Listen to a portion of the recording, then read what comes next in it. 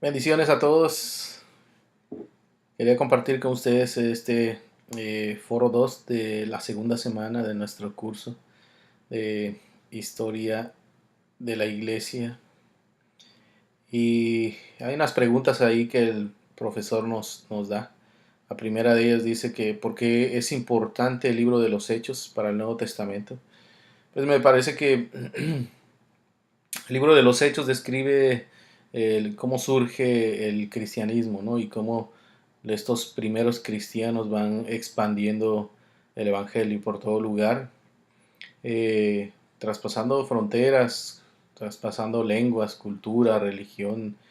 Y también me parece que es importante que, pues, o sea, me parece que es importante porque esta es la base de lo que creemos, ¿no? Y pues, si no está eso, o si no está esta parte del libro de los Hechos, estaría, eh, no estaría bien fundamentada o bien fundamentado lo que creemos, ¿no? Por eso es importantísimo este libro en la palabra, o este libro dentro de la Biblia, ¿no? Hay una segunda pregunta ahí que dice ¿por qué es importante para la historia del cristianismo? Bueno, la historia o este libro es importante, es base cristiana, base de lo que creemos. Y bueno, es importante saber pues de dónde y por qué creemos lo que creemos, ¿no? La historia del cristianismo es muy importante para los que hemos creído y pues apoya y revela lo que había de venir según la promesa del Señor. Había una promesa de parte del Señor Jesucristo que decía que eh, el Espíritu Santo vendría. Que Él prometió que el Espíritu Santo, que no íbamos a estar solos, que el Espíritu Santo había de venir. Y esa promesa se cumplió, no quedó como promesa, sino se cumplió y creo que en el libro de los Hechos, pues ahí está revelado en todo su esplendor el Espíritu Santo, ¿verdad? La tercera pregunta dice, ¿cuáles son los eventos más relevantes del libro y por qué? Pues para mí hay dos eventos más, los más relevantes o más importantes o lo que yo veo a través de la lectura del libro de los Hechos.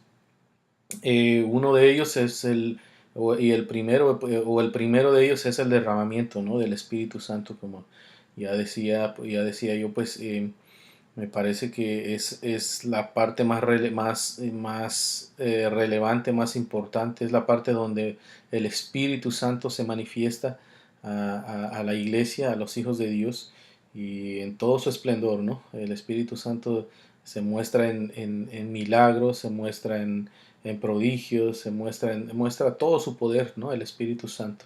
Y lo segundo, pues, es la expansión del Evangelio a todo mundo, no solamente para los judíos, no solamente para un pueblo, no solamente para un grupo, pero eh, el Evangelio que ahora es también anunciado a los gentiles. Eh, la salvación del Señor Jesucristo, todo lo que el Señor Jesucristo, la redención que hace la obra del Señor Jesucristo en la cruz y que es revelada a los cristianos o a los primeros cristianos, esa es la segunda parte que yo aportaría y mencionaría, ¿no? Para mí esos son dos eventos que son bastante importantes en el libro de los hechos. Uno, el derramamiento del Espíritu Santo, todo el esplendor del Espíritu Santo en todo el libro, las manifestaciones que hace el Espíritu Santo. Y lo segundo, pues la expansión del Evangelio a todo el mundo, no solamente a los judíos, pero a todo el que haya creído, ¿verdad? La última pregunta dice cuál es el mensaje más destacado del libro y por qué.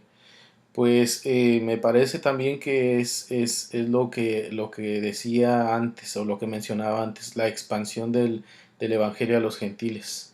Creo que para mí es el mensaje más destacado porque ahí es donde Dios ha revelado que la salvación pues no solamente es para unos, o no fue solamente para unos, o el sacrificio que hizo el Señor Jesucristo no fue solo para salvación de unos, sino de unos cuantos, sino de muchos, o de todo el mundo, ¿no?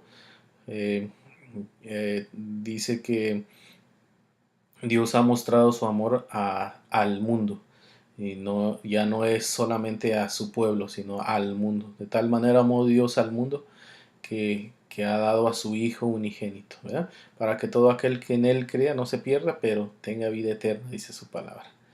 Y bueno, esos son los puntos que quería compartir con ustedes. Que el Señor me los bendiga. Muchas gracias.